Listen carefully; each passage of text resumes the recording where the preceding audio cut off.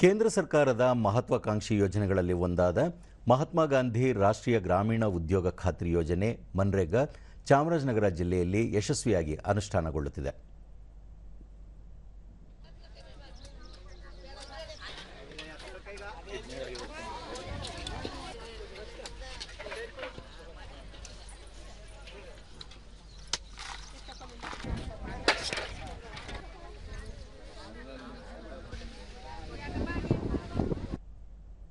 ದೂರದರ್ಶನದೊಂದಿಗೆ ಫಲಾನುಭವಿ ಶೇಖರ್ ಮನ್ರೇಗಾ ಉದ್ಯೋಗಾವಕಾಶದಿಂದ ಕುಟುಂಬ ನಿರ್ವಹಣೆ ಮಾಡಲು ಸಹಕಾರಿಯಾಗಿದೆ ಎಂದರು.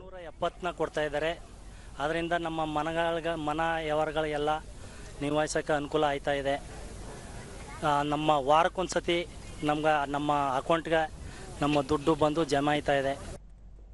ಮತ್ತೋರ್ವ ಫಲಾನುಭವಿ ಮಹದೇವಮ್ಮ ಈ ಯೋಜನೆಯಿಂದಾಗಿ ನಿತ್ಯ ಕೆಲಸ ದೊರೆಯುತ್ತಿದ್ದು ಉದ್ಯೋಗಕ್ಕಾಗಿ ಬೇರೆಡೆಗೆ ವಲಸೆ ಹೋಗುವುದು ತಪ್ಪಿದೆ ಎಂದು ತಿಳಿಸಿದರು.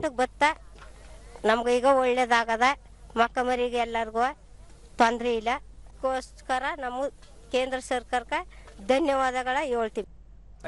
ಇನ್ನೋರ್ವ ಫಲಾನುಭವಿ ವೆಂಕಟರಂಗ ಶೆಟ್ಟಿ ಕೇಂದ್ರ ಸರ್ಕಾರದ ಈ ಯೋಜನೆಯಿಂದ ಸ್ಥಳೀಯವಾಗಿಯೇ ದುಡಿಮೆಯ ಅವಕಾಶಗಳು ದೊರೆಯುತ್ತಿದ್ದು ಸ್ವಗ್ರಾಮದಲ್ಲೇ ನೆಲೆಯೂರುವಂತಾಗಿದೆ ಎಂದರು.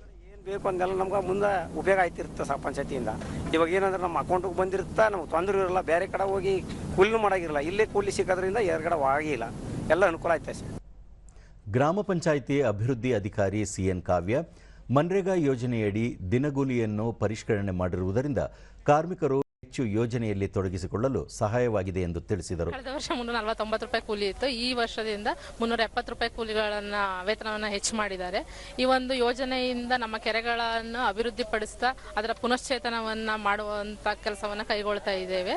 ಪ್ರತಿ ವಾರಕ್ಕೊಮ್ಮೆ ಅವರ ಖಾತೆಗೆ ಹಣ ಜಮೆ ಆಗುವಂತೆ ಕ್ರಮ ಕೈಗೊಳ್ಳಲಾಗ್ತಾ ಇದೆ.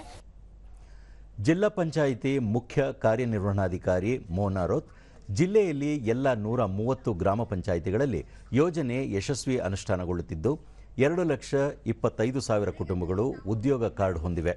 1,02,000 ಕಾರ್ಮಿಕರು ಯೋಜನೆಯಡಿಯಲ್ಲಿ ಕಾರ್ಯನಿರ್ವಹಿಸುತ್ತಿದ್ದಾರೆ ಎಂದರು. ನೀವು ಇಲ್ಲಿ ಬಂದರೆ ನಾವು ಡೆಫಿನೆಟ್ಲಿ ಎಲ್ಲ ಗ್ರಾಮ ಪಂಚಾಯತ್ಗೆ ನಾವು ಡಿಮಾಂಡ್ ಬರ್ತಾ ಇದೆ. ನಾವು ಕೆಲಸ ಖಂಡಿತ ಕೊಡ್ತೀವಿ. ನಮ್ಮಲ್ಲಿ ಪ್ರೋಗ್ರೆಸ್ ಆದರೆ ಅದು ನಮ್ಮ ಜನರಿಗೆ ಕೂಡ ಕೆಲಸ ಸಿಗುತ್ತೆ. ಒಂದು ಪ್ರಾಪರ್ ಅಸೆಟ್ ಕೂಡ ಕ್ರಿಯೇಟ್ ಆಗುತ್ತೆ.